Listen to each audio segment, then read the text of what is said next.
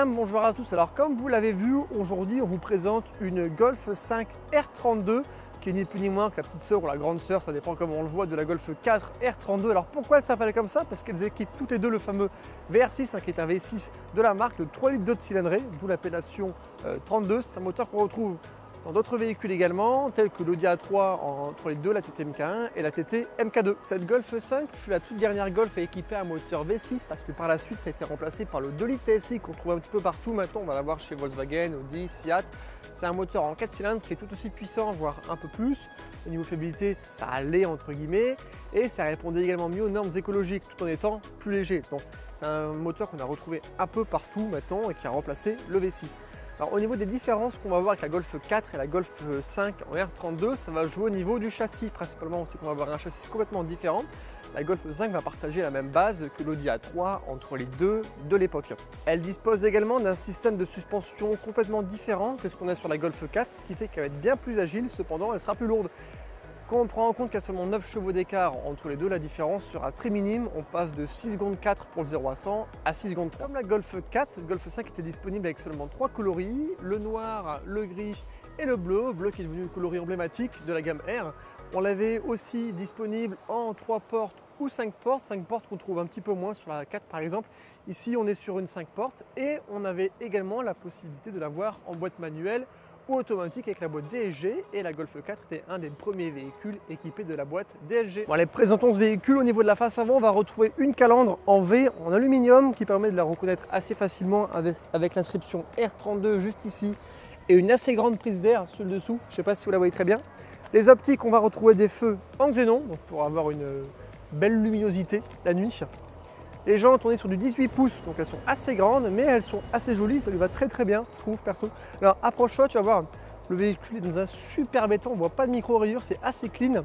C'est parce qu'il sort justement d'un polissage complet, c'est pour ça qu'elle est aussi propre. Au niveau du bas de caisse, on va retrouver comme un rajout de bas de caisse, ça fait légèrement tuning, mais ça permet de la différencier et qu'on ne se trompe pas avec un 6 GTI, enfin avec un 5 GTI et un 5R. Alors au niveau de l'arrière, sur le dessus, on va retrouver un léger béquet. Alors c'est pas extrêmement gros, mais il y a un léger béquet sur le dessus. Ici, on va retrouver l'inscription R32, ce qui permet de la différencier assez rapidement. Et sur le dessous, une double sortie, ce qui est un peu caractéristique de R32.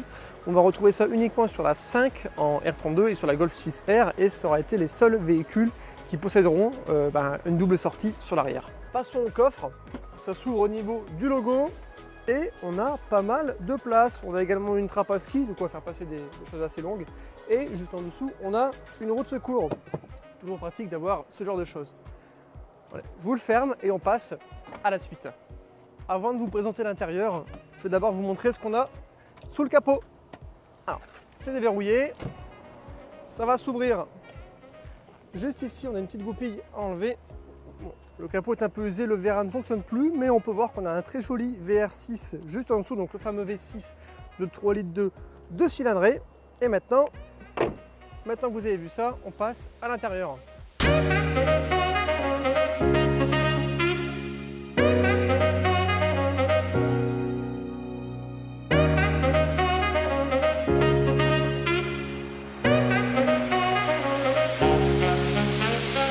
Le volant, on va avoir un des premiers volants avec un méplat parce que ça a commencé à partir de la Golf 5 GTI et du coup on l'a également eu sur la 6R. Alors petite chose par contre, c'est qu'il y a beaucoup de place.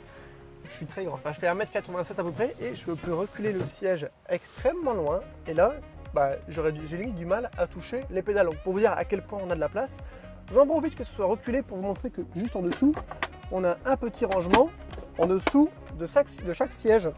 Maximum 1,5 kg, mais c'est sympa pour y ranger une boîte à lunettes ou des petites choses quand on part en vacances. Au niveau du centre, alors, on va avoir les sièges chauffants, ce qui peut être peu commun quand même pour un véhicule comme celui-ci. Juste ici, on va avoir le cendrier, et là, on a de quoi désactiver l'ESP, mais surtout, on a une prise USB. Alors ici, on l'a en boîte manuelle, mais elle existe également en boîte auto, comme je l'ai dit précédemment. On a ici un frein-main normal. Et en dessous de la coudeur, on n'a pas un rangement, mais on a le lecteur CD. Alors ça, par contre, je l'avais encore jamais vu. Pourquoi pas, c'est assez bien intégré. Ça peut être cool. Au niveau de la boîte à gants, par contre, on a une boîte à gants qui peut être verrouillable et elle s'ouvre comme une boîte à gants classique. On va également trouver une très jolie finition en aluminium, que ce soit à l'intérieur ou également sur les portes. Je pense que vous voyez bien. Au niveau de l'arrière, on aura du coup une 5 portes et pas mal de place. Bon là le siège est reculé au maximum, ça peut un peu vous donner une idée de la chose. Bon du coup ça fait très serré, mais à l'arrière, on a de quoi monter à 5 facilement. Bon, je vous invite à l'arrière, moi, vous la démarre.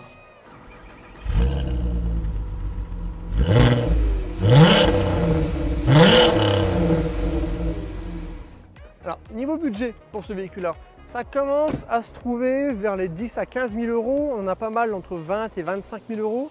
Après, ça va dépendre du kilométrage et de l'état général du véhicule. Ce sera forcément moins coté qu'un Golf 4 R32 parce qu'il y a eu seulement 14 000 exemplaires de la Golf 4 contre 38 000 pour celle-ci. En tout cas, pensez à me dire en commentaire si vous êtes prêt à mettre ce budget-là. Je vous invite à vous abonner, mettre un like et je vous dis à la semaine prochaine.